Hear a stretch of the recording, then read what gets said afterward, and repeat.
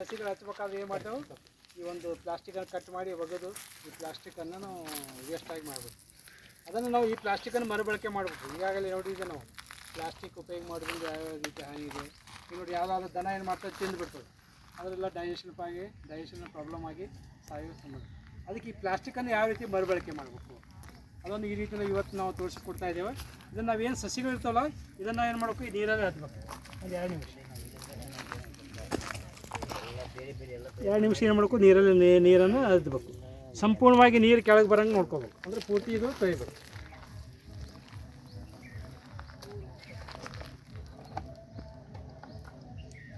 ನೋಡಿ ನೀರು ಕೆಳಗೆ ಬರ್ತಾನೆ ಹಚ್ಚಪ್ಪ, ಅಂದರೆ ಕೆಳಗೆ ಬಂತಂದ್ರೆ ಏನೋ ಅರ್ಥ, ಅದು ನೀರೆಲ್ಲ ಪೂರ್ತಿ ಉಂಡದಂತ ತಿಳ್ಕೊತದ. ಅವಾಗ ನಾವೇನು ಮಾಡಬೇಕು, ಇಲ್ಲಿ ನಾವು ಇಡ್ಲಿಕ್ಕೆ ಒಂದು ನಮ್ಗೆ ಆಧಾರ ಇರ್ತದೆ. ಸಂಪೂರ್ಣ ನೀರನ್ನು ತೆಗಿಬೇಕು, ಈ ಬಟ್ಟನ್ನು ಹಿಡಿಬೇಕು. ಯಾಕಂದರೆ ನಾವು ಹಂಗೆ ಬಿಟ್ಟರೆ ಅದು ಬಿದ್ದು ಬಿಡ್ತದೆ. ಇಲ್ಲೇನಿರುತ್ತೆ ನಾವು ಹಿಡಿಬೇಕು. ಈ ರೀತಿ ನಿಧಾನವಾಗಿ ನಾವು ಈ ರೀತಿ ಮಾಡಿದಾಗ ಯಾವುದೇ ಥರ ಮಣ್ಣು ವೇಸ್ಟ್ ಆಗಲ್ಲ. ನಿಧಾನವಾಗಿ ಬೇರಿಗೆ ಯಾವುದೇ ತೊಂದರೆ ಆಗಲ್ಲ. ಇದೇ ರೀತಿ ನಾವು ಹಚ್ಚಿದಾಗ ನಾವು ಸುಮಾರು 15-20 ದಿವಸವರೆಗೆ ನಾವು ನೀರು ಹಾಕ್ಲಾಂಡು ನಡೀತದೆ. ಇದು ನೋಡಿ, ಪ್ಲಾಸ್ಟಿಕ್ ಯಾವುದೇ ರೀತಿ ಡ್ಯಾಮೇಜ್ ಆಗ್ತದೆ.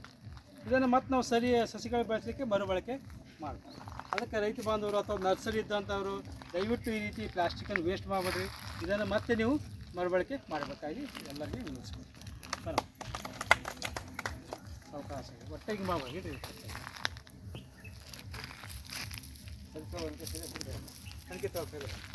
ಅಲ್ಲ ಅಕ್ಕ ಹಿಂದೈತ್ರಿ ಸರ್ ಕಾರ್. ನಿಮ್ಮ ಹೆಸರೇನಮ್ಮ? ನಿಮ್ಮ ಹೆಸರು ನೋಡ್ರಿ.